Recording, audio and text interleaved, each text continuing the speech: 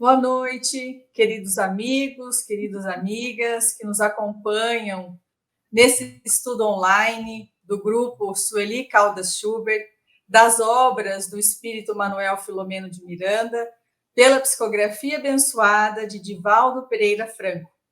Hoje nós aqui, quase na totalidade dos coordenadores, estamos reunidos com o coração jubiloso pela oportunidade deste novo recomeço do ano de 2024.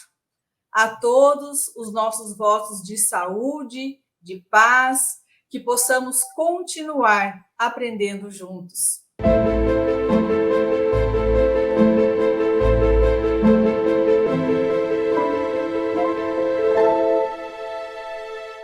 Antes de passarmos a palavra a cada um dos nossos irmãos aqui reunidos na telinha, nós convidamos a nossa querida Jussara para conduzir os nossos pensamentos em oração. Obrigada. É um momento de alegria para todos nós, aonde fomos convidados a nos encontrarmos, reencontrarmos, neste caminho de aprendizado e determinação para a nossa melhoria interior. Muitos espíritos são aqueles que nos incentivaram, nos motivaram para este trabalho. Aqui na matéria, nossa querida Sueli, que hoje nos acompanha do plano espiritual. Os mentores amigos que nos abraçam a todos, compreendendo o esforço que cada um de nós faz para podermos sair um pouco mais adiantados quando deixarmos esta nossa roupagem física.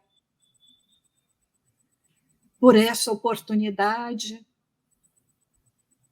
nós estamos gratos ao Pai misericordioso, a Jesus que nos sustenta em nossa jornada, que ilumina os nossos caminhos, nos guia pela estrada da vida, e aos emissários celestiais, que nos ajudam a evitarmos quedas ao longo desta jornada, que possamos, ao iniciarmos mais um ano deste trabalho bendito, consolidarmos ainda mais a união fraterna que já impera em nossos corações e que, neste propósito, nos sintamos cada vez mais família, a família espiritual, voltada para que os ensinos do Mestre, o amor de Jesus, possam refletir em cada uma de nossas ações. Que assim seja. Que assim seja. Obrigada, Ju.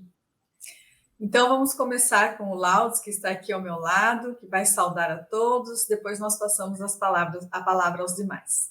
Queridos amigos, nossos votos de muita alegria e gratidão pela oportunidade de estarmos juntos mais um ano em estudo.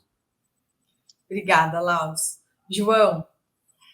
Queridos amigos, é uma alegria muito grande estar aqui novamente, começando um novo ano, uma nova jornada, que possam todos ter um ano de bênçãos, de alegrias, e que possamos continuar esse trabalho sobre a proteção do Mestre Jesus, com a alegria de sempre.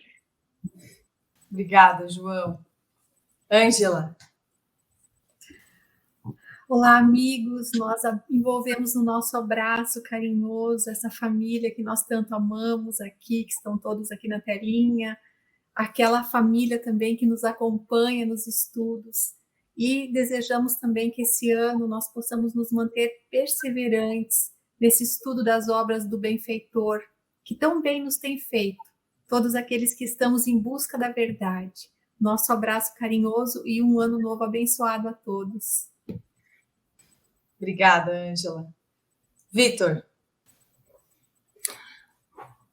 Meu abraço carinhoso e fraternal a todos os companheiros e companheiras que nos assistem rotineiramente nas nossas semanas e também ao nosso grupo, esse grupo familiar tão querido, desejando que todos nós possamos ter um ano de bastante experiência, de bastante produtividade espiritual para todos nós. Obrigada, Vitor. Marcelo.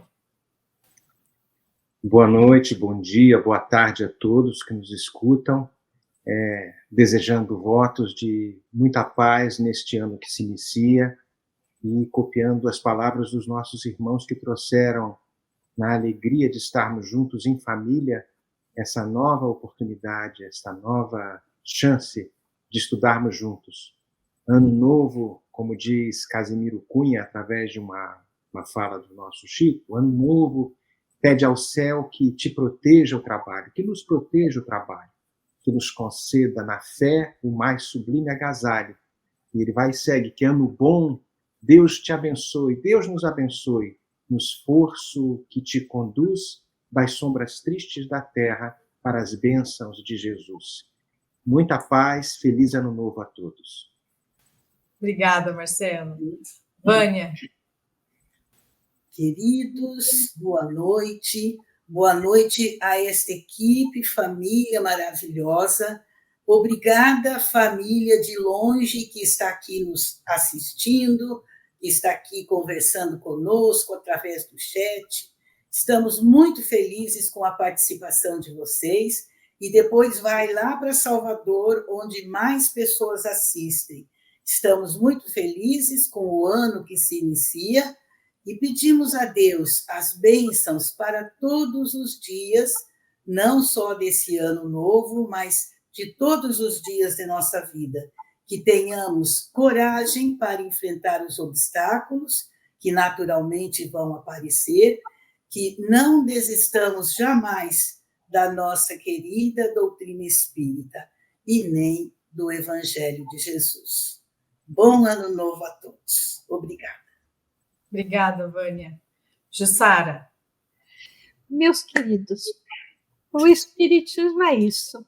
Vocês sabiam que temos aqui entre nós, desse grupo, que estamos reunidos há 3 anos, alguns de nós não nos conhecemos pessoalmente, mas o amor que temos por essa doutrina, o amor que nos une na mensagem do Cristo, dos benfeitores que se manifestaram para que Kardec colocasse a codificação a nosso dispor, no trabalho extraordinário de Divaldo, com assistência particularmente deste benfeitor Manuel Filomeno de Miranda, faz com que nós estejamos aqui, com amor em nossos corações, amor vindo da espiritualidade e amor vindo de todos vocês que nos estimulam a seguirmos neste trabalho, nessa caminhada. Obrigada a todos por essa atenção que vocês têm dado, pelas palavras de incentivo que nos chegam em cada uma das mensagens de cada um dos episódios que são colocados no ar e por nós estarmos seguindo juntos com Jesus. Obrigada, Jussara. Tânia. Boa noite, queridos amigos e irmãos que permanecem conosco, conectados nesse estudo. Por que não dizer, repetindo a alegria deste momento, desta reunião? E quando nós iniciamos o ano, sempre temos projetos. E o projeto que eu estabeleci para mim mesma este ano, quero compartilhar com vocês, foi de estar estudando mais Manuel Filomeno de Miranda e a codificação. Então, eu lanço esse desafio para que esse estudo também auxilie vocês, juntos, possamos estar compartilhando experiências e crescendo com este benfeitor, que ilumina os nossos passos, a nossa existência, conjugado com a doutrina espírita. Saudações fraternas e permaneçamos com vontade, com desejo de aprender mais e mais. Um abraço a todos. Obrigada, Tânia. Eulália. É uma imensa alegria, primeiro, estarmos todos juntos, estes que somos os responsáveis por resgatar a mensagem do Cristo no grupo Sueli Caldas Schubert, e desejar a essa família que se estende por todo o mundo um ano renovado de energias, as lições bem assimiladas dos benfeitores amigos, para que 2024 seja um divisor de águas em nossa existência, nos trazendo a absoluta certeza de que nós nunca mais vamos deixar Jesus. Que Ele nos abençoe e inspire sempre. Muita paz. Obrigada, Eulália. Da nossa parte também só temos a agradecer e falar que assim seja, para a fala de todos os nossos irmãos aqui, que externalizaram também os nossos sentimentos. Então, vamos ficar apenas com aqueles que estamos escalados para este encontro, aqui nessa telinha, e nos despedindo daqueles que estiveram aqui conosco, e até um próximo encontro, então, queridos irmãos. Então, queridos, nós vamos estudar hoje o capítulo 18, intitulado Alegrias e Dores Superlativas. E a nós coube, então, apresentarmos o resumo do capítulo. Tentaremos resumir da melhor forma possível, porque dá vontade de ler na íntegra, né? Então, convidamos a todos que possam fazer a leitura.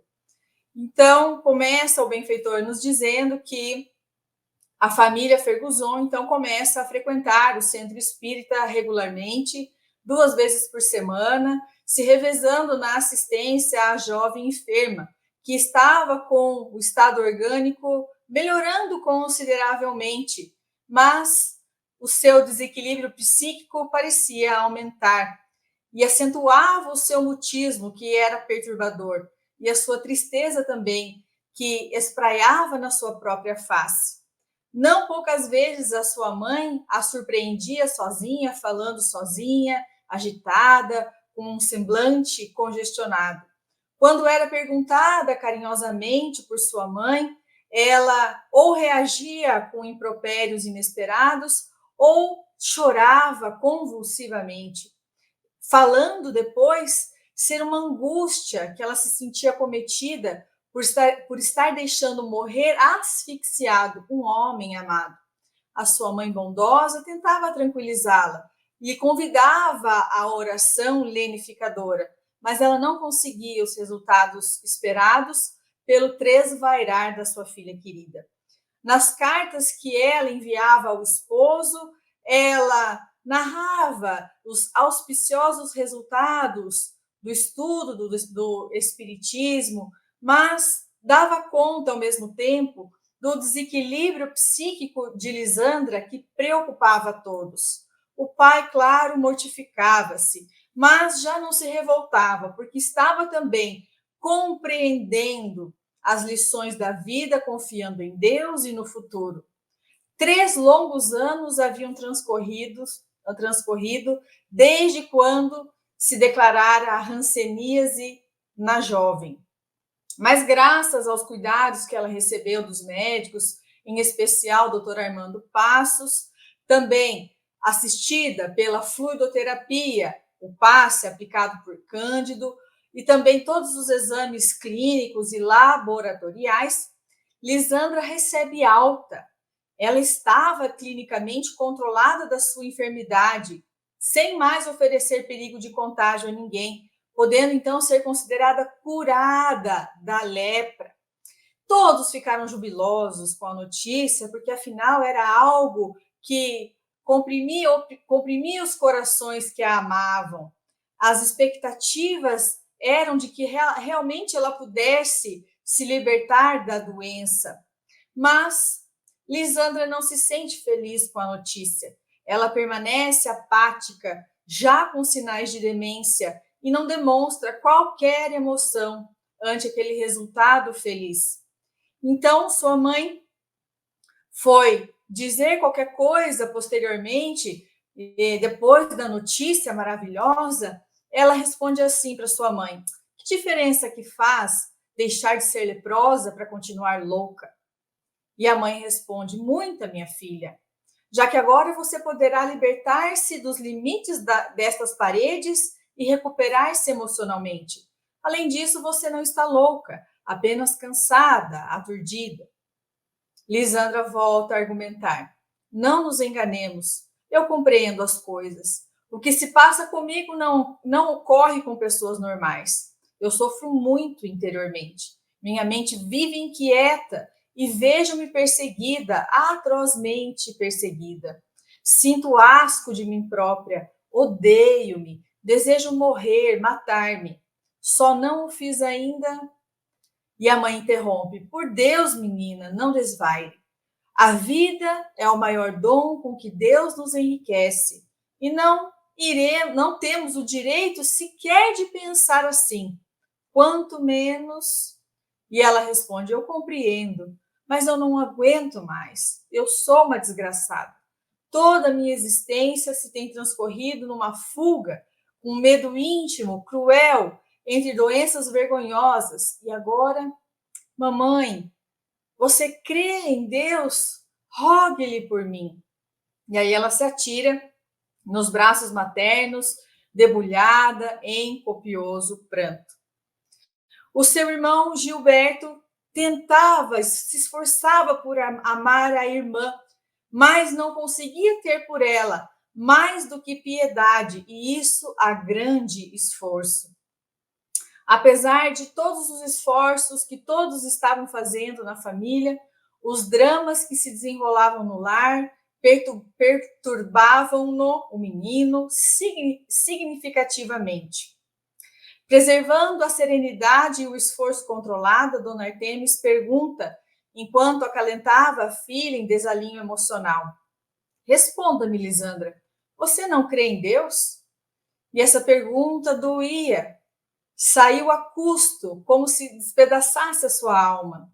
E ela responde: não sei, para ser sincera, eu tenho medo dele. Mas ele é nosso pai. Tem sido meu juiz. Juiz? A que você se refere? Não vivo condenada? Não é ele o responsável? De forma alguma, querida. Nós somos os responsáveis por tudo quanto nos sucede. Se você se esforçasse por ler as obras que tenho apresentado, ou se interessasse em ouvir para entender enquanto a leio para você, compreenderia que esta é uma imputação falsa e até blasfema que você faz ao Supremo Pai. O nosso livre-arbítrio semeia e a vida nos obriga à colheita. Tudo muito simples. E ela responde para a mãe: para a senhora é simples, não é a senhora quem carrega a lepra ou a loucura. Perdoe-me, mamãe, não é isto que eu quero dizer, não a desejo magoar. Eu compreendo sim, aduziu túmida de dor. Falaremos depois, descanse. Afague então a sua filha doente de alma, enquanto discretamente começa a chorar. Lágrimas, segundo o benfeitor, que são nascidas diretamente do coração. E aí, então, de imediato, Lisandra começa a ter convulsões tormentosas e amparada pela mãe e pela tia, que não suportariam tudo aquilo se não fosse a fé em Deus.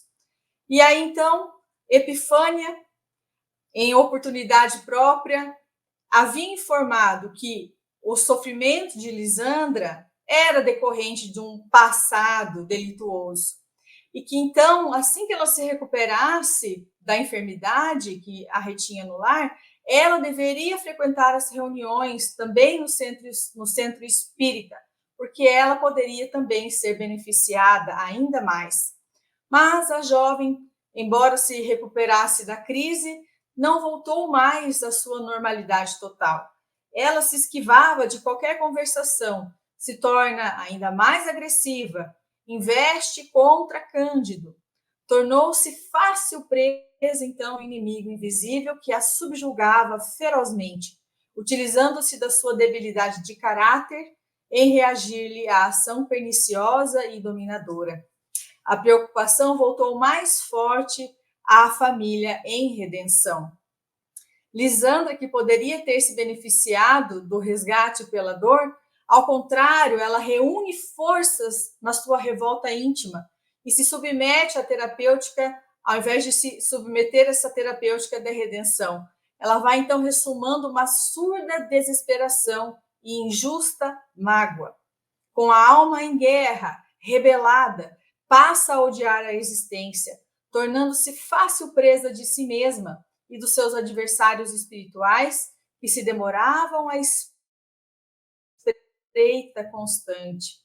No domingo seguinte, quando os familiares se reuniam, aguardando, então, o enfermeiro e a dona Clarice, que fariam a leitura do evangelho e a oração no lar, porque a filha não saísse do quarto, dona Artemis foi buscá-la.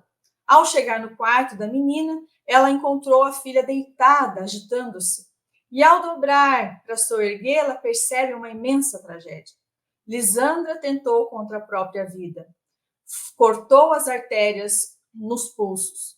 De imediato foi todo um cometimento para que pudessem atender a menina. Ela chama então os familiares, pede por Gilberto para pedir socorro, e nesse momento está entrando Cândido num carro de aluguel, e aí então já pegam, aproveitam esse mesmo carro, colocam Lisandra dentro, já levam para o hospital, e todo o cuidado, bem ligeiro, ela foi socorrida muito ligeiramente, todo esse cuidado então fez com que a menina pudesse ser salva. Ela chega no hospital, recebe todos os cuidados necessários, e então o médico vem dar notícias para a família de que ela então se recuperaria. Até lá, as horas transcorreram longas, né, até que eles pudessem trazer essa notícia. Então, graças a Deus, né, Cândido vem dizer que a vida dela estava salva. E aí, então, a mãe pode externar a sua tristeza, a sua preocupação, o seu sofrimento, e Cândido a aconselha, a consola, dizendo: confie, querida amiga, o perigo já passou. E ali, então, naquele momento, todos ungidos por sincera gratidão ao Senhor, aqueles espíritos coroados pelos espinhos com que se redimiam através da ascensão dolorosa, acompanharam a prece ditada pela inspiração mediúnica do enfermeiro sensibilizado. Aos que confiam em Deus, disse Cândido, muitos testemunhos são solicitados. Recordam-se de quanto sofreu o apóstolo Paulo? E aí depois ele vem nos fazendo perguntas que nos faz refletir profundamente. E aí ele continua falando, consolando os familiares, e o mentor nos traz que a presença psíquica de Jesus entre aqueles que o buscam pela oração dá resistência contra o mal e a paz, a fim de se agir no bem. Sem dúvida, a ajuda divina se fez e nos alcançaram. No momento exato, os auxílios espirituais chegaram. Outro fosse o nosso comportamento perante a vida, e bem diverso seria o resultado desta ocorrência. Não obstante o sucedido, ainda dizia, há paz e esperança, louvor e gratidão em nossos espíritos e em nossos corações. Todos sairemos da experiência com o ânimo refundido e a alma mais sábia, porque a dor é sempre a mestra, cujas lições libertam o homem para mais altos voos. Se despediram os visitantes, enquanto os Fergusson resgatavam, com elevação, parte dos débitos pesados que os oneravam, liberando-se para comedimentos felizes no futuro com Jesus. Então, agora nós passamos a palavra à Vânia, que vai iniciar os aprofundamentos. Boa noite, queridos amigos, queridas irmãs, irmãos, que nós tenhamos uma noite maravilhosa com muito aprendizado. Hoje nós vamos falar um pouco sobre a jovem Lisandra e os seus sentimentos. vamos repetir um pouco do que a Gisele já disse, para que fique gravado em nós o comportamento da menina, da jovem Lisandra. Então, Manuel Filomeno de Miranda nos conta neste capítulo que a médium Epifânia, lá do centro espírita que eles estavam frequentando, ela informou que o suplício de Lisandra era precedente do pretérito. Então, isso já está claro. Afirmou que, quando ela recebesse alta, ela deveria frequentar as reuniões do centro espírita, porque ali ela recolheria resultados fecundos, nós sabemos. Mas ela esquivava-se de qualquer conversação e passou a investir contra Cândido, imaginemos, o bondoso enfermeiro que dava passes nela.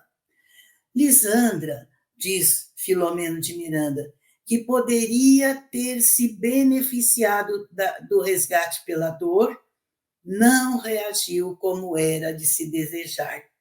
Reuniu todas as forças na revolta íntima, destilando surda desesperação e injusta mágoa.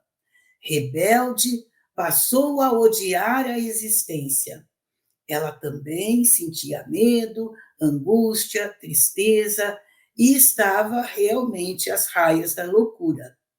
Então, nós notamos que de todos os sentimentos negativos da pobre Lisandra, a revolta e a rebeldia eram os mais prejudiciais, pois que esses sentimentos a impediam de aceitar tudo o que poderia beneficiá-la. Todos nós já tivemos revolta, rebeldia, né? O que não podemos é permanecer em revolta, em rebeldia contra a vida que se nos apresenta. O benfeitor Emmanuel, ele escreve que não nos iludamos, mas dia menos dia todos sofrem. Todos. Por quê? Porque estamos ainda neste planeta de provas e expiações. Há, contudo, digamos, quem sofre, diz ele, quem sofra com revolta, com desânimo, com desespero, com rebeldia, perdendo o valor da prova em que se vê. Rebeldia complica os melhores planos da vida. Revolta é atraso lastimável em qualquer organização. Em uma conhecida passagem evangélica, Jesus afirma: se alguém quiser vir após mim, negue-se a si mesmo, tome a sua cruz e siga-me.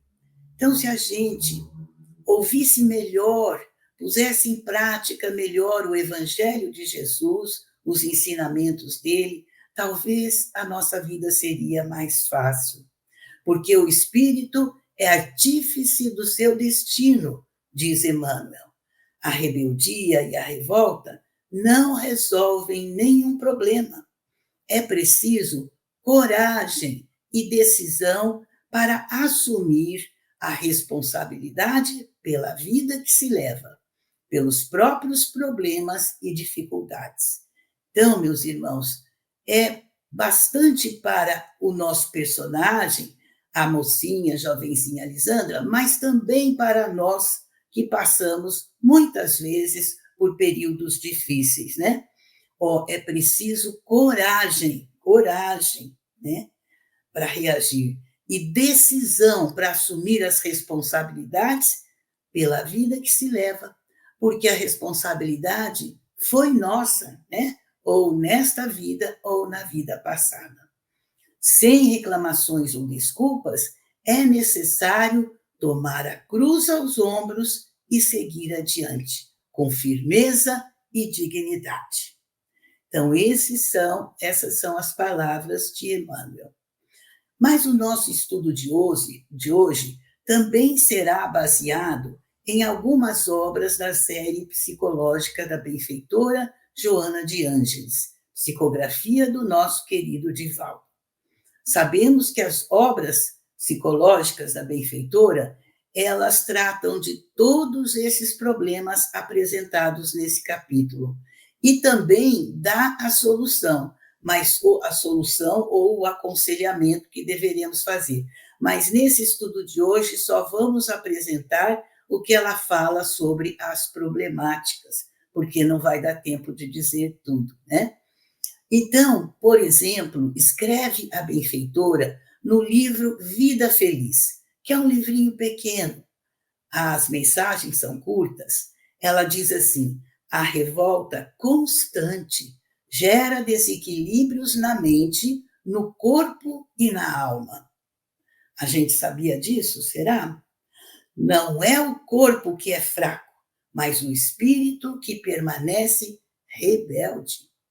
A revolta intoxica e expele veneno que a todos desagradam. Depois, no livro Amor, Imbatível Amor, a benfeitora vai nos ensinar que parece que ela está falando para a Lisandra, mas, na verdade, ela está falando para todos nós que vivemos na Terra.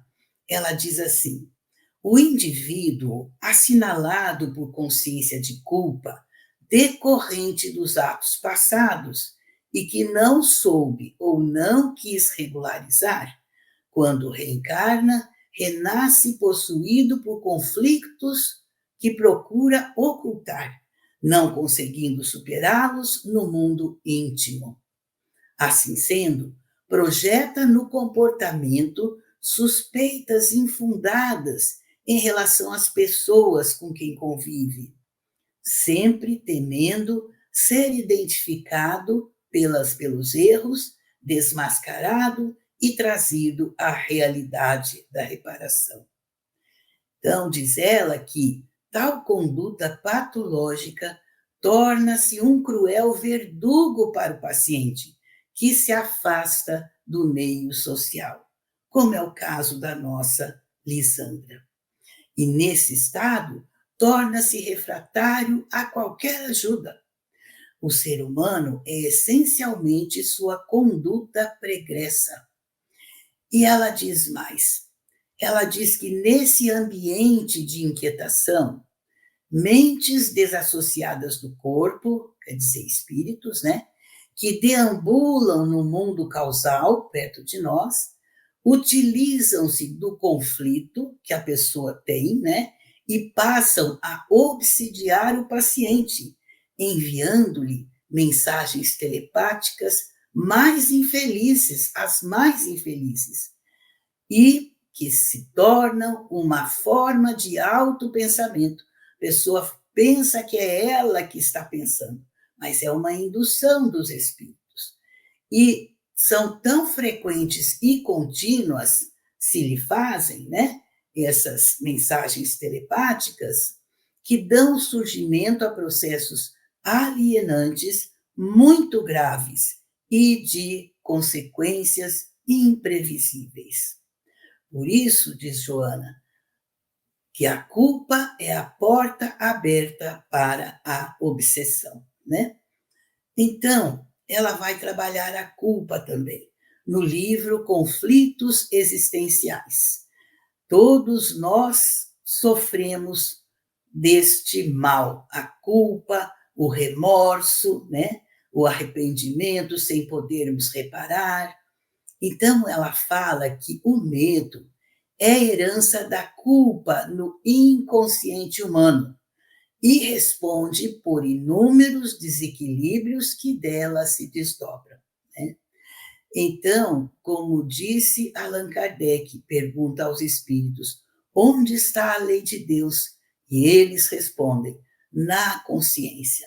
Então, embora reencarnemos esta vez, outra e outra, nós carregamos no inconsciente, ou no consciente, onde está, né, a lei de Deus, as coisas que deveremos ainda reparar. Então, até que não reparemos, isso vai continuar, né? Então, nos comportamentos infelizes, diz ela, de reencarnações anteriores, o medo se imprime nos refolhos do perispírito, que, por sua vez, instala no inconsciente profundo as matrizes do receio de ser identificado, descoberto como autor dos danos que foram produzidos noutrem e procuram ignorar, mascarando-se de inocente. Nos tormentos, fenômenos de obsessão espiritual, a indução telepática do perseguidor faz com que o vitimado ressinta-se de tudo quanto à sua volta possa trabalhar pela sua recuperação, pela reconquista da saúde e do equilíbrio. Lembrando que Lisandra tem um inimigo espiritual, que logo mais para frente nós saberemos quem é e o porquê ele se torna inimigo. Então, é ele que vem telepaticamente perseguindo, além de outros, como nós dissemos, né?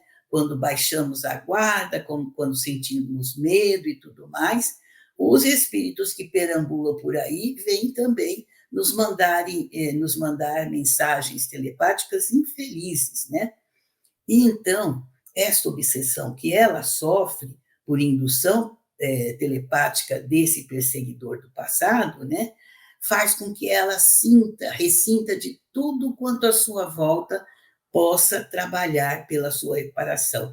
Ela não aceita. Então, veja o que acontece com ela. Parece que Joana escreveu no tempo que essa história aconteceu, mas não, o livro é recente. É um estudo profundo que a nossa querida Joana faz do nosso psiquismo, né, dos nossos sentimentos, né? Então, ainda ela diz assim, que teleguiado pelo adversário invisível, experimenta o desconforto que deriva do medo que lhe é infligido, adotando conduta estranha, doentia, que é o caso dela. E no livro Autodescobrimento, uma busca interior, a benfeitora Joana ensina que a raiva não extravasada ou liberada no mesmo nível da agressão recebida torna-se cruel adversária do indivíduo, tomando a forma hostil de ressentimento. Então, a gente começa com raiva, né? Todo mundo tem raiva. Até o Divaldo fala que ele ficou com uma raiva, né? Mas não guardar a raiva é que é o segredo, né? E ela diz que a raiva não extravasada ou liberada. Isso não significa que a gente tem que revidar, né? No mesmo nível o agressor, né? Que nos sentiu ter raiva. Não, não é isso. Nós temos que liberar esta raiva, como, por exemplo, conversando, contando a ocorrência para uma pessoa de confiança, bem de confiança, que nos ama, como, por exemplo, nossos irmãos, nossas irmãs, nossos pais, né? Ou um amigo muito íntimo, de confiança. E quando a gente extravasar esta raiva, liberar, contando o que aconteceu, ela passa. Porque se a gente ficar segurando, né, a raiva não extravasada, ela vai se tornar ressentimento. E o ressentimento, meus irmãos, é coisa terrível, vamos ver. Então, ela diz assim, herança das experiências mal suportadas, né?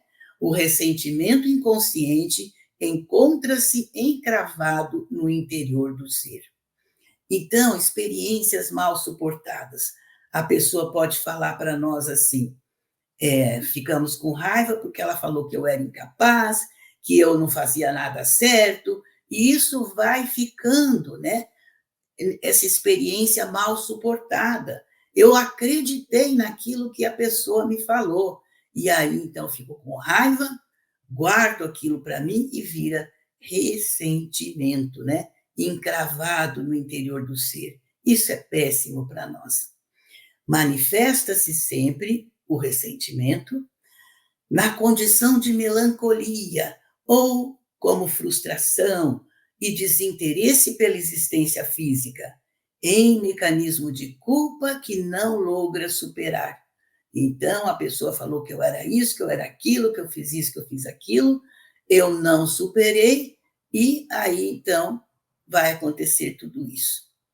Né? A gente não pode acreditar no que as pessoas dizem, né?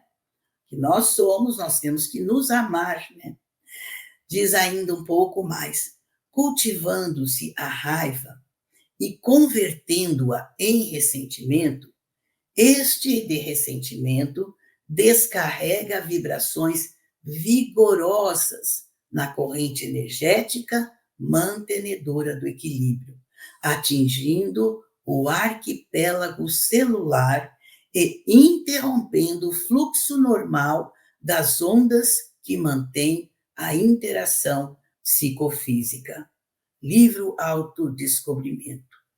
Eu não sabia disso, ninguém sabia disso, que cultivando a raiva e convertendo em ressentimento, esse ressentimento iria descarregar vibrações vigorosas na minha corrente energética que mantém o meu equilíbrio. Ninguém havia dito antes isso para nós, mas a benfeitora escreve. E aí, quando a gente sabe o que ocorre, a gente começa a poder evitar, né? Então, vai atingir o arquipélago celular, interrompendo o fluxo normal das ondas que mantém a interação psicofísica, né? Muito grave. Então, ó, gente, não vamos cultivar a raiva. Vamos, então, botar a raiva para fora, contar para alguém e assim, né, exagerar até e falar que raiva que eu estou pronto. Aí já passa, que disse Jesus, né? Confessai-vos uns aos outros. É isso que ele queria dizer. Não guarde para si. Raiva todos sentimos. E tem gente que abusa, né? E ainda ela diz assim, a mente é a grande mantenedora das forças existenciais. Sob a ação de estímulos otimistas ou tóxicos, passa a exteriorizar os conteúdos equivalentes no comportamento emocional e físico. Então, nós não vamos nos deixar estimular por coisas tóxicas, né? Nós vamos nos deixar estimular por coisas otimistas para evitarmos isso. Aconteceu uma coisa ruim, deixa para lá, né? Como diz a Joana, deixa para lá, pelo menos no desenho. O ressentimento, diz ela, é fruto também da ausência de auto-amor, projeção inconsciente da sombra psicológica dos conflitos de cada qual. A Joana fala muito da nossa sombra, né? A sombra psicológica em nós, né? Então, ressentimento é porque a gente não se ama e acreditou naquilo que a pessoa falou de nós ou fez para nós.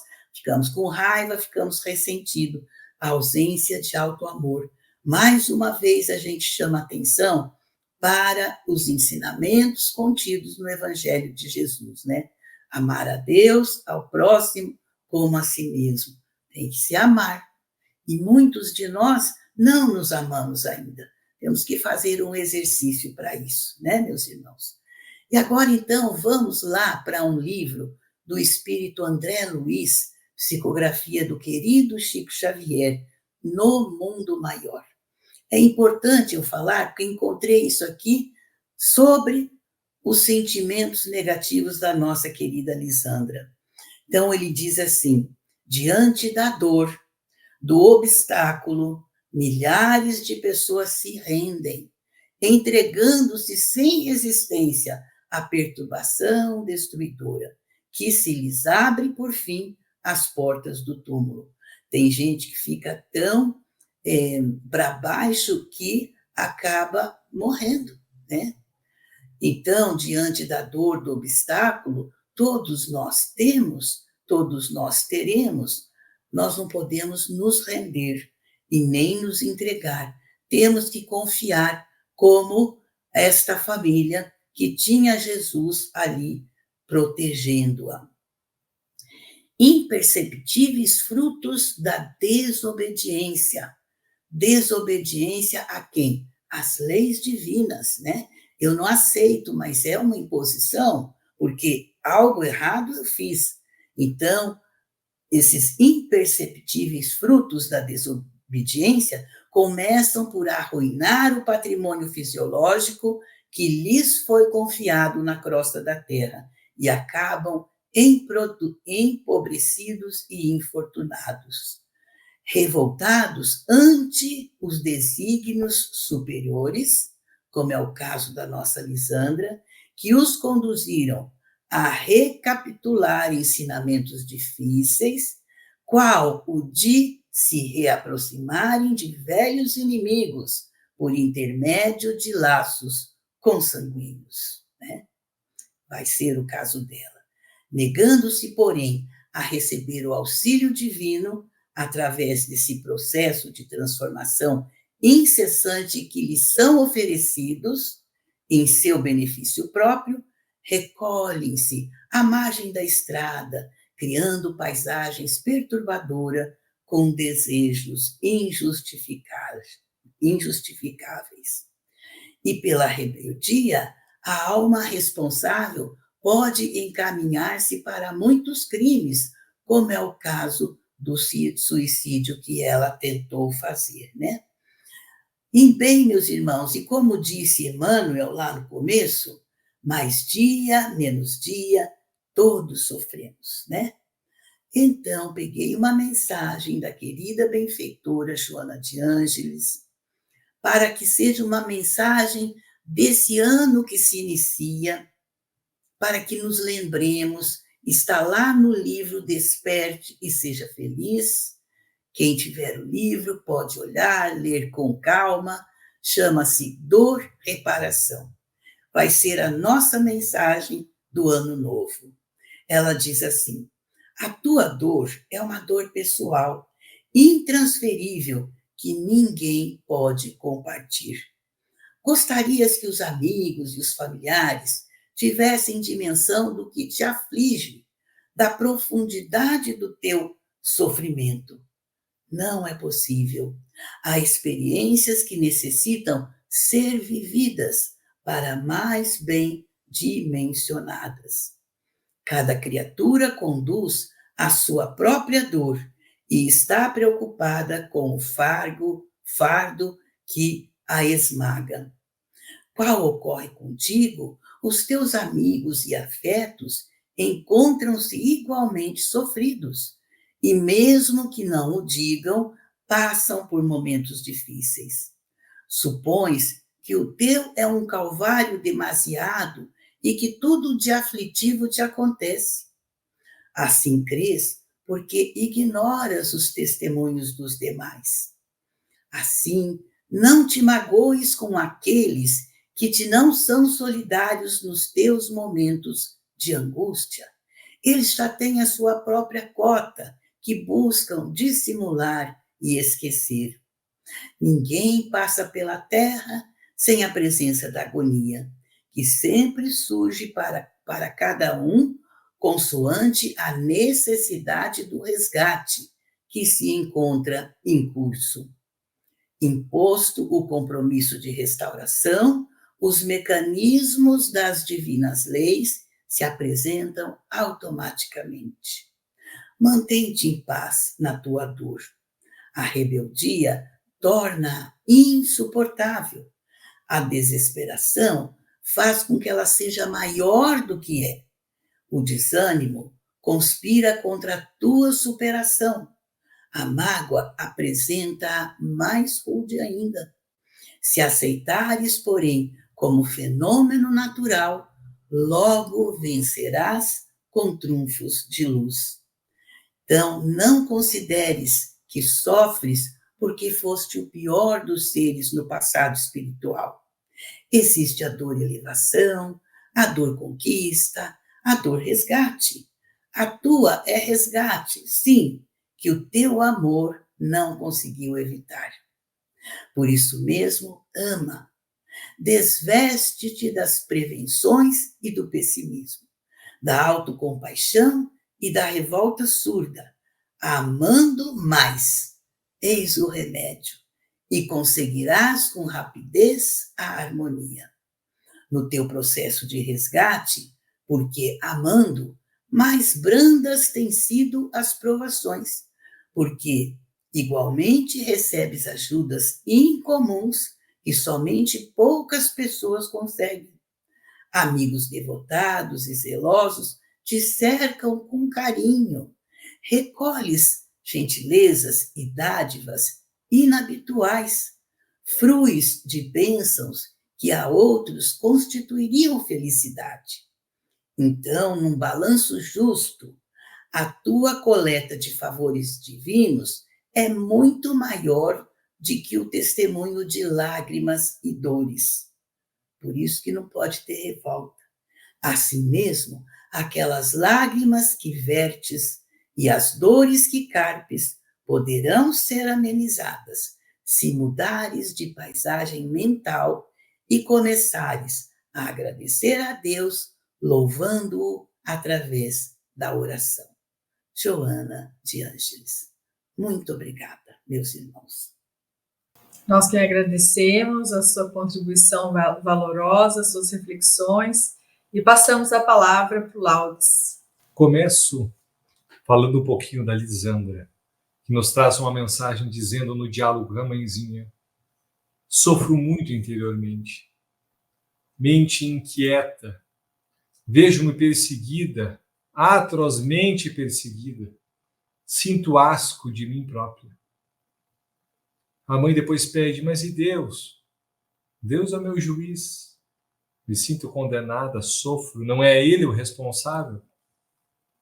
A dificuldade de compreensão real da sua existência imortal e o amparo da divindade para com a sua existência fragiliza Lisandra interiormente. Quantos de nós também não estamos sofrendo? Hoje fiz uma pesquisa sobre os índices de suicídio no Brasil e a cada 45 minutos há um suicídio. E a cada um suicídio que acontece em 45 minutos, existem 20 tentativas. 20 tentativas como o de Lisandra. E o que ocorre? Me recordei de Sueli Caldas, na sua última visita aqui em Cascavel, quando nos falou a respeito de alguns Ela falava: meu filho, aqui, depois da palestra, em conversa informal, dizendo: a fragilidade vai nascer do desânimo. O desânimo vai gerar logo mais à frente a depressão. E da depressão, a desistência. E se pensarmos na desistência, quantos de nós, começando com os vínculos de pensamento, de não querer viver, que a vida já está cheia, as conquistas já não há, as lutas tão poucas, mas continua vivo. E começando com os pensamentos depressivos pelas situações que está vivendo, não querer viver é diferente de querer morrer. Mas quantos de nós estamos começando a movimentar os fótons mentais com os pensamentos da desistência, ou do desânimo, ou dos inícios das malhas depressivas que podem começar a fazer com que o pensamento inicie uma fórmula recorrente na nossa mente. E aí nós vamos pegar nos mecanismos da mediunidade, quando André Luiz nos fala a respeito da corrente mental, dos fótons, como se fizesse uma construção de uma pequena nuvem. E conforme um padrão está sendo realizado, é como se fosse a atração da tormenta. A nuvem vai ficando cada vez mais carregada. Mas o pior não é isso. Porque se fosse uma nuvem individual, o indivíduo poderia logo mais, após uma noite de sono, uma prece, uma leitura, logo mais poderia chover e aquilo passar. Mas aquilo faz com que a atração dos inimigos, dos adversários, do além, se aproximem e comecem o estímulo daquele pensamento agora, não só compulsivo, mas também obsessivo. Todos nós temos um passado. Saber a respeito da pré-existência da nossa alma nos faz entender a nossa inferioridade.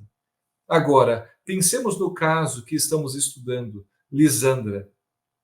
Nós, com uma mente aparentemente sadia, vivendo naquela linha tênue entre a sanidade e loucura, Porque se começarmos a dar vazão para algum pensamento invasor, a loucura pode invadir a nossa mente rapidamente. E a partir do momento que ela invade e o pensamento começa a ganhar corpo, eu já começo a desanimar de projetos, eu começo a criar desistência de outros planos, eu me vejo depressivo e eu posso começar a pensar do real sentido da minha existência. E aí pensamos qual mensagem podemos trazer para iniciarmos o nosso ano, se não aquele para reconhecermos o real sentido da nossa vida. Estamos vivos, mas não estamos vivos em uma primeira jornada. A real existência que temos de um espírito imortal é entender realmente que não estamos vindo de uma jornada perfeita, não somos espíritos crísticos. Sabendo dessa forma que nós temos os nossos defeitos, falhas, vícios, e poder de uma maneira avaliar os nossos conflitos, poder viver sim a nossa raiva, mas extravasá-la de uma maneira sob um controle agora ativo, não mais sobre um ego descontrolado, mas começar a vincular uma raiva para um aprendizado, não para o ressentimento ou para a vingança, fazendo com que pequenos traumas não virem conflitos e esses conflitos façam com que o real motivo da minha existência se perca no longo do caminho. A condução deste cavalo não deve estar apaixonado, como nos fala Allan Kardec no Livro dos Espíritos sobre as paixões, como um corcel desgovernado, fazendo com que cada passo gere mais destruição, mas que possamos dominar essa paixão através da nossa razão. A razão é dominada pela razão, da mesma maneira que o instinto é dominado pela inteligência. Então, começar a buscar os reais sentidos da nossa vida nos faz vencer esses obstáculos. Porque quando pensarmos a respeito de desistir e pensar que não estamos sendo amparados pela figura divina, vejamos aqui no próprio caso de Lisandra. São coincidências programadas pela divindade, não é? Como nos diz Joana, após os pulsos cortados, uma das artérias não é atingida plenamente. O carro estava esperando já na porta da entrada da casa para que pudesse dar tempo do controle da hemorragia. Mas pensemos se, porventura, houvesse o suicídio chegado ao fim. Quais seriam as consequências desse suicídio? Será que é claro para mim entender que naquele momento, como uma mente mais insana, já começando com um processo de loucura, já não vê mais sentido em uma existência comum, porque Lisandra já não se vê comum, quanto tempo sofrendo, quanto tempo tentando fazer com que ela fosse aceita externamente pela sua conduta e não tendo nenhum tipo de aceitação. Externamente não havia nenhuma chave para que pudesse ligar aqueles pensamentos atormentados. E por mais que ela tentasse, no ápice das suas forças, ela não conseguia sentir-se compreendida. Logo, pelo tempo que surge o desânimo, é claro. Mas a pensar que todo esse desânimo de não conseguir concretizar frutos daquele pensamento talvez não tão preparado, são consequências de uma pré-existência, de vidas passadas, de erros e equívocos realizados já em vida anterior. Mas a chave a girar em uma mente com uma agitação e inquietude é tão difícil, porque a mente está focada a fazer com que os planos tenham a sua concretização, porque para aquele indivíduo, o que está em tormento, todo o tormento e toda a ação destrutiva, no fim faz um sentido não real de queda, mas que o coletivo não poderia entender a sua mente num plano final, porque está vinculado nos pensamentos da loucura. Mas e aí como vencer? Os vínculos para entender os reais sentidos de que nós somos filhos de Deus e as reais consequências do ato ignóbil do suicídio nos faz realmente segurar as alavancas, as rédeas, para que o corcel coordene os seus passos e não atinja esse ápice do suicídio. Porque quando relemos um trecho do Memórias de um Suicida, nós vamos vendo que, mesmo após o golpe final no corpo físico, o espírito imortal continua com a mente atormentada, agora duplamente, com aqueles mesmos conflitos da loucura, com os mesmos pensamentos inquietos, com o mesmo sentimento de asco sobre a própria personalidade, sobre o mesmo sentimento de culpa dos atos que estava cometendo para com a família, porque se sente culpado de dar o trabalho, culpado de não conseguir ter as relações, culpa. E cada vez mais procurando uma saída, e vê a saída através do suicídio. A loucura após o suicídio continua, e agora revivendo o ato da loucura máxima, que é o atentado contra a própria vida. Neste momento, o indivíduo que agora mantém-se no espírito imortal, mantém-se ativo, revivendo a loucura, mas revivendo o ato, as dores, o sofrimento. E quando isso passa, nos diz os atendentes da Legião dos Servos de Maria, que em momento propício são levados para poder refazer os planos para a futura existência. Mas antes de refazer os planos, eles começam a reviver aquela vida que foi levada ao suicídio, que foi levada à tragédia, que não conseguiu ter a evolução conforme a programação. E eles conseguem perceber que as portas dos abismos que eles caíram, se tivesse resistido um pouquinho mais, eles conseguiam perceber que a ajuda estava por chegar. Eles conseguiram perceber que os auxílios espirituais, mas bem como o entorno social, familiar, estaria modificando um passo à frente. Precisava um pouquinho mais de paciência, revivendo para que pudesse ganhar ânimo de todo o amparo que estava acontecendo para com a sua existência. E a pensar na mesma imaturidade que Lisandra havia, colocando Deus como responsável pelos seus males, mas também tentando fazer toda a transferência do peso das suas dificuldades.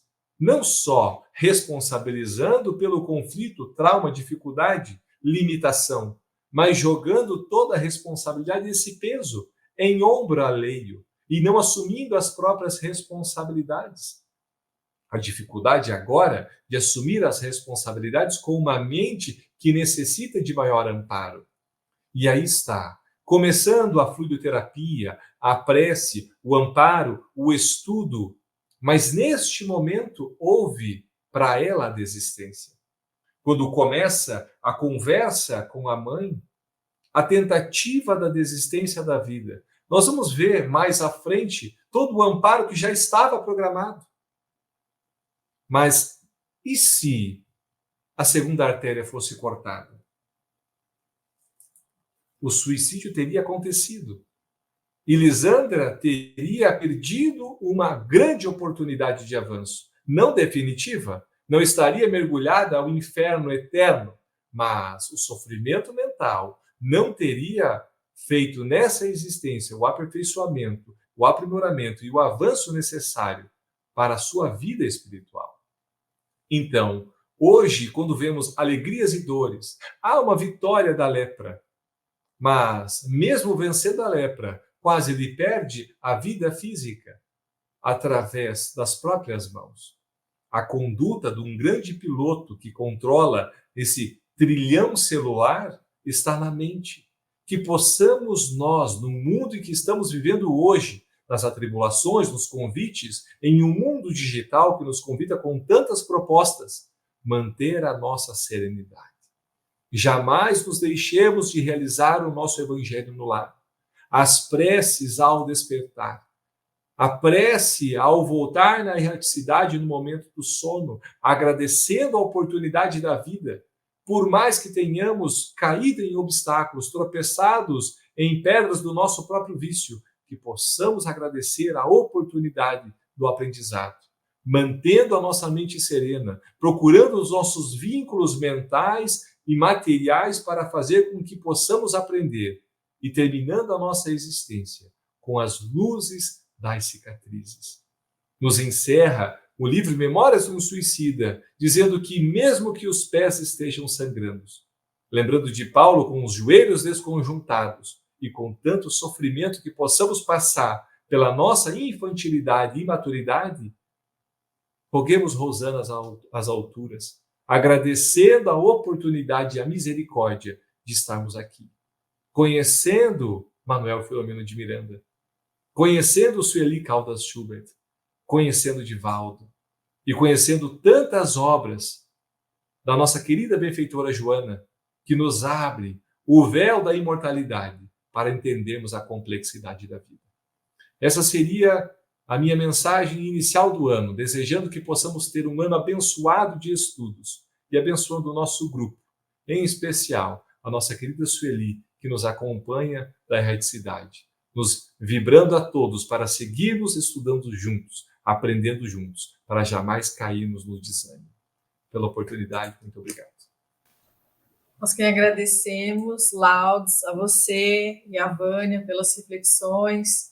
Nós ficamos até sem palavras para poder fazer qualquer outro tipo de comentário, então vamos ficar com as considerações que vocês nos trouxeram e lembrando também que no aniversário da nossa querida Sueli, em novembro passado, o Laudes nos relembrou a todos do grupo que uma vez feito o convite para que ela pudesse estar conosco, né, capitaneando, apesar dela não gostar de ser chamada assim, de coordenadora do grupo, ela dizia que todos éramos coordenadores, né? Ela disse assim, né, com as minhas palavras: eu, quando assumo um compromisso, não largo mais, não sou aquelas que entra e sai, não, eu entrei para ficar.